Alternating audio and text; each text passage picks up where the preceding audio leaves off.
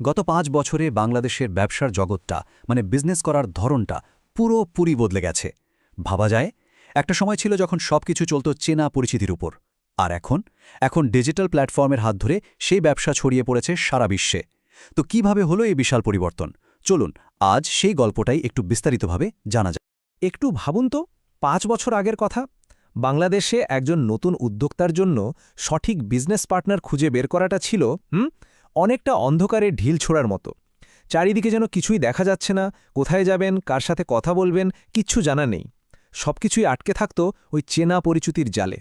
আর যারা নতুন, যাদের তেমন কোনো নেটওয়ার্ক নেই, তাদের জন্য তো এটা ছিল প্রায় দুর্ভেদ্য এক দেয়া। তো আমরা যে বলছি B2B ম্যাচমেকিং, এই জিনিসটা আসলে কি? খুব সহজ করে বললে এটা হচ্ছে ব্যবসা জগতের ঘটখালি।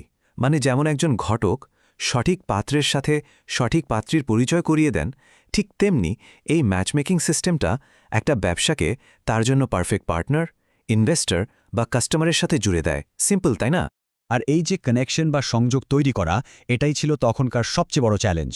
ওই যে বললাম, অন্ধকারে পথ খোঁজার মতো, ঠিক সেরকমই কঠিন।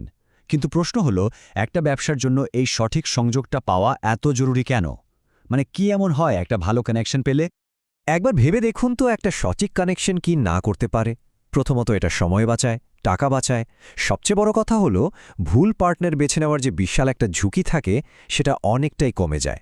ধরুন একটা ছোট ব্যবসা, হয়তো এই একটা ভালো কানেকশনের জোরেই তারা প্রথমবারের মতো দেশের বাইরে তাদের প্রোডাক্ট পাঠাতে পারল। আর আমাদের দেশের অর্থনীতির জন্য তো এটাই আসল কথা। এই হাজার হাজার ছোট ব্যবসার এগিয়ে যাওয়াটাই তো আমাদের মূল শক্তি, তাই না? তাহলে চলুন টাইম মেশিনে করে ৫টা বছর পেছনে ফিরে যাওয়া যাক। দেখি তখনকার চিত্রটা ঠিক কেমন ছিল, কতটা কঠিন ছিল সেই সময়টা। এই যে দেখুন, ৫ বছর আগের ছবিটা ছিল অনেকটা এরকমই। নেটওয়ার্কিং মানেই ছিল ব্যক্তিগত সম্পর্ক, মামা চাচার জোর। ডিজিটাল প্ল্যাটফর্মের তো কোনো নামগন্ধই ছিল না।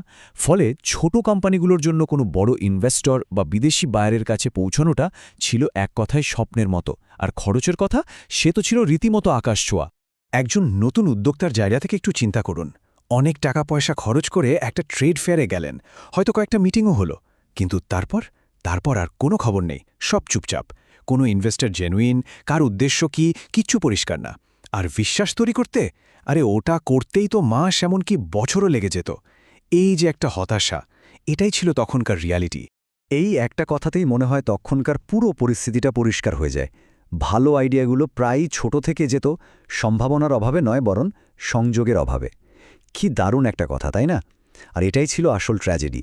হাজার হাজার দারুণ সম্ভাবনা এইভাবে হারিয়ে যেত, শুধু একটা সঠিক কানেকশনের অভাব। কিন্তু জানেন, এই অন্ধকারের মধ্যেই হঠাৎ করে এক ঝলক আলো এসে পড়ল। আসলো ডিজিটাল রেভলিউশন, আর এটাই বাংলাদেশের ব্যবসার পুরো চিত্রটাকেই আমূল বদলে দিল। বলা যায় এটাই ছিল সেই কাঙ্ক্ষিত টার্নিং পয়েন্ট। একবার দেখুন, বাঁদিকে হচ্ছে আগের সেই চিত্রটা, আর ডান দিকে আজকের বাস্তবতা। পার্থক্যটা কি চোখে পড়ছে? একসময় যেটা ছিল শুধু ব্যক্তিগত আর আঞ্চলিক পর্যায়ের মধ্যে সীমাবদ্ধ, সেটাই এখন অনলাইন অফলাইন মিলিয়ে একটা হাইব্রিড গ্লোবাল সিস্টেমে পরিণত হয়েছে। অসাধারণ, তাই না? তাহলে মূল পরিবর্তনগুলো ঠিক কোথায় কোথায় হলো? দেখুন, ম্যাচমেকিংয়ের স্টাইলটা এখন অফলাইন থেকে হয়ে গেছে ডিজিটাল ফার্স্ট। ছোট ব্যবসাগুলোর জন্য খরচ কমে গেছে নাটকীয়ভাবে। আর ইনভেস্টর, তারা এখন আর শুধু দেশের মধ্যে সীমাবদ্ধ নন, সারা বিশ্ব থেকেই তারা আসছেন। আর সবচেয়ে বড় যে ব্যাপারটা, পুরো প্রসেসটা এখন অনেক অনেক বেশি ফাস্ট। তো এই যে এত বড় একটা পরিবর্তন হলো, এর ফলে বাস্তবে কি প্রভাব পড়ল? চলুন সেই ইম্প্যাক্টগুলোই এবার একটু কাছ থেকে দেখা যাক। এই চার্টটা দেখলেই কিন্তু পুরো গল্পটা পরিষ্কার হয়ে যায়। দেখুন, কানেকশন তৈরির জন্য ডিজিটাল প্ল্যাটফর্মগুলো এখন একদম শীর্ষে। একসময় যেগুলোর উপর সবাই নির্ভর করত, যেমন ধরুন ট্রেড ফেয়ার বা বিভিন্ন ইন্ডাস্ট্রি অ্যাসোসিয়েশন, সেগুলো এখন এর পেছনে চলে গেছে। পুরো খেলার মুড়ি ঘুরে গেছে।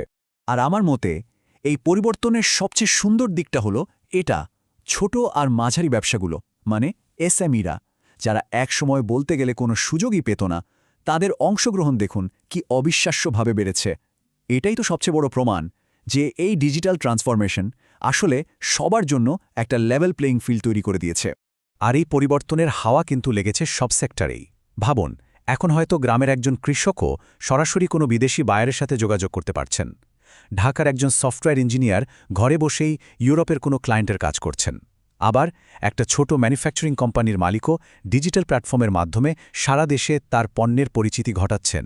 এটাই তো নতুন বাস্তবতা। আচ্ছা, তাহলে এত কিছু অর্জনের পর আমাদের কাজ কি এখানেই শেষ? একদমই না, বরং বলা যায় আসল যাত্রাটা তো সবে শুরু হলো। সামনে এখনো অনেক পথ বাকি। এত কিছুর পরেও কিন্তু আমাদের সামনে বেশ কিছু চ্যালেঞ্জ রয়ে গেছে। যেমন অনেক ছোট ব্যবসার মালিকদের এখনও ডিজিটাল স্কিলসের অভাব আছে। কিছু কিছু প্ল্যাটফর্মে আপডেটেড ডেটা পাওয়া যায় না, আবার বড় শহরগুলোর বাইরে অনেকেই এখনও এই সুযোগগুলোর সম্পর্কে ঠিকমতো জানেনই না। তো এগুলোই হলো আমাদের সামনের দিনের চ্যালেঞ্জ। তাহলে এই যে 5 বছরের একটা লম্বা জার্নি, এখান থেকে আমরা ঠিক কি কি শিখলাম? প্রথমত, ডিজিটাল প্ল্যাটফর্ম এখন আর কোনো অপশন নয়, এটা মাস্ট। দ্বিতীয়ত, এর সবচেয়ে বড় সুবিধাভোগী হচ্ছে আমাদের দেশের ছোট আর মাঝারি ব্যবসাগুলো। তৃতীয়ত, ইনভেস্টররা এখন অনেক সহজে, অনেক দ্রুত সঠিক জায়গায় পৌঁছাতে পারছেন। চতুর্থত, সরকারি সাপোর্ট থাকায় পুরো সিস্টেমের উপর একটা আস্থা তৈরি হয়েছে। আর সবশেষে, সবচেয়ে গুরুত্বপূর্ণ যে শিক্ষাটা, টেকনোলজি যতই আসুক, দিন শেষে মানুষের সাথে মানুষের ব্যক্তিগত সম্পর্ক বা নেটওয়ার্কিংয়ের গুরুত্ব কিন্তু একটুও কমেনি। আমরা তো গত 5 বছরে একটা সত্যিকারের বিপ্লব দেখলাম, কিন্তু গল্পটা এখানেই শেষ না। সামনে আসছে এআই, আসছে ভার্চুয়াল ট্রেড ফেয়ারের মতো যুগান্তকারী সব প্রযুক্তি। একবার চোখ বন্ধ করে ভাবুন তো, আগামী 5 বছরে ব্যবসার এই জগৎটা ঠিক কোথায় গিয়ে দাঁড়াবে? আজকের এই যে বিশাল পরিবর্তন, হয়তো ভবিষ্যতের কাছে সেটাকেও খুব ছোট মনে হবে। কি হতে চলেছে ভবিষ্যতে সেটা ভাবতেই কিন্তু দারুণ লাগছে, তাই না?